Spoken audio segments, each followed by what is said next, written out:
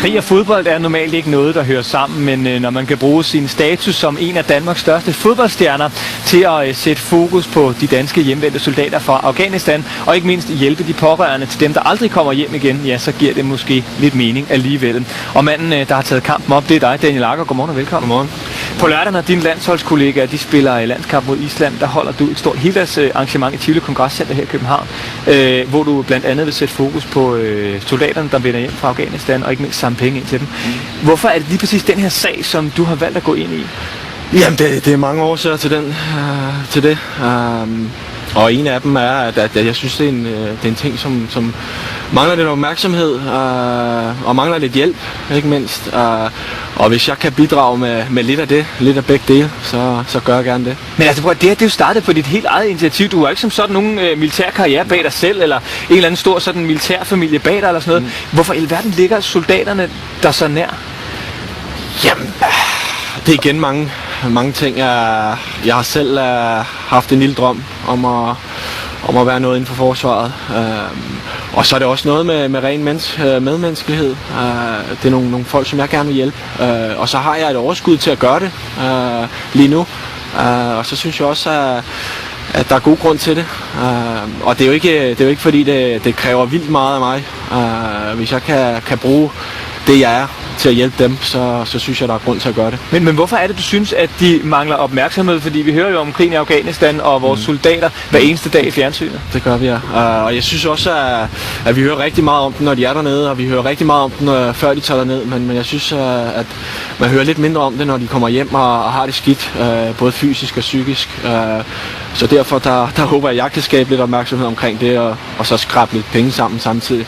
Ja, de penge, de går så til en fond, der hedder Soldaterlegatet, hvor pårørende og hjemvendte soldater, de kan søge penge, blandt andet til proteser og så videre. Vi har nogle billeder her, hvor du er sammen med nogle af de pårørende og veteranerne, som er vendt hjem.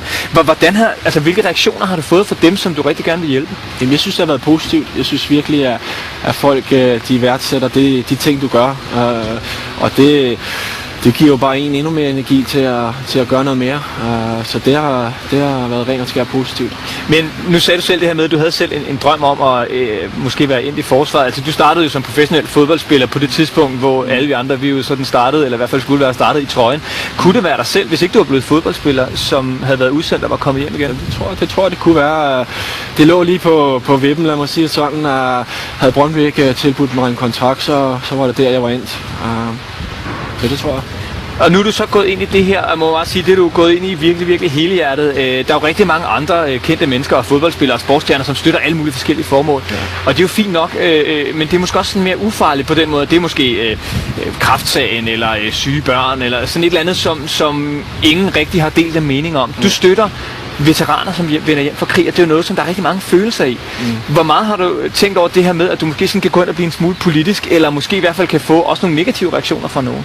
Jamen, det spørgsmål har kommet op flere gange i løbet af de sidste par uger, og det har svaret det samme til hver gang. Det har intet med politik at gøre det her. Det er ren medmenneskelighed og ren vilje til at hjælpe andre, og andre, der har det svært. Og jeg synes, de har det svært, mange af dem, der kommer hjem. Hvorfor?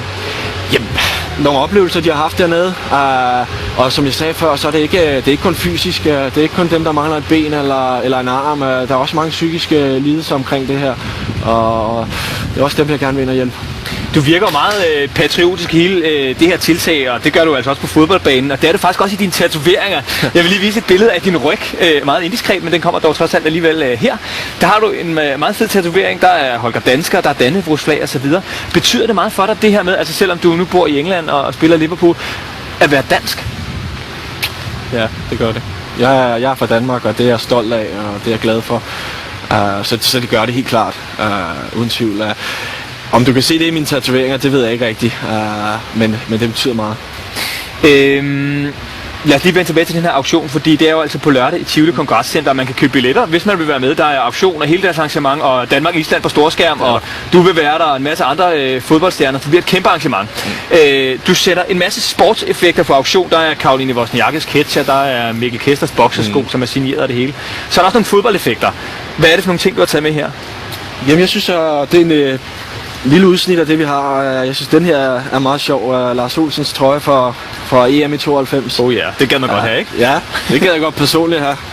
Den synes jeg er sjov. Og så tag lige den der også, fordi nu ved jeg godt, den må du måske ikke selv fremhæve, det gør jeg så. Det gør du, ja. Hvad er det? Jamen, det er jo min egen trøje.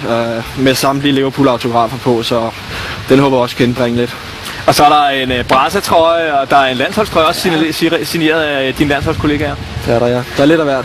Og det kan man altså byde på, hvis man får billet til på lørdag, så kan man altså støtte en god sag, og man kan finde mere på Facebook, hvis man søger under Støt Soldater, og så Daniel Agger, og så kan man se, hvordan man får billet. Daniel, nu var du lige omkring landsholdet, det bliver vi nødt til at runde til sidst, fordi der er jo en grund til, at du på lørdag holder storskærmsarrangement for en masse fans, og ikke er med, når vi skal spille mod Island. Det er fordi, du er skadet endnu en gang. Hvordan går det med dig? Jamen, det går okay. Det går fremad, og jeg kan godt lide, at du siger endnu en gang, for det er så sandt, som det er sagt, og det er måske mig, der er mest frustreret over det. Men jeg har overskud lige i øjeblikket, og jeg skal nok komme igen, det er jeg ikke i tvivl om. Hvornår kommer du tilbage?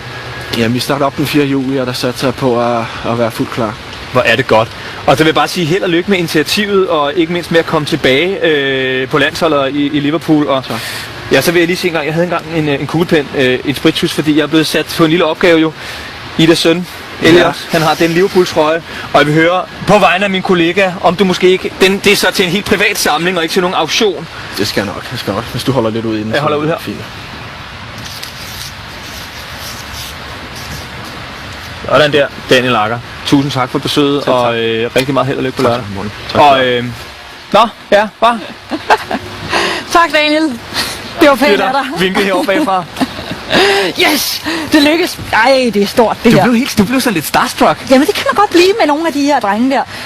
Den er jeg rigtig glad for. Ja, og jeg også vil sige, jeg tror, jeg er glad, og det tror jeg også, der er rigtig mange andre, der er for, at Daniel Agger, han snart er tilbage på land. Så jeg bare sige, de der skader der, så går det lige, kommer han tilbage, ryggen fungerer, så bliver han knæskadet. Ja, og som man selv sagde, jeg kan godt lide, du siger endnu en gang. Ja. Altså, det må være noget af det mest hardcore, som virkelig top sportsudøver, og bare blive ramt af den ene skade efter den anden. Og så ikke mindst hele tiden skulle svare på journalisters spørgsmål.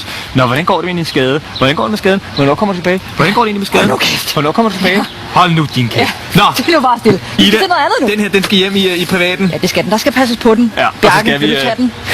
Sådan der. Og til Bjarke. Og så skal vi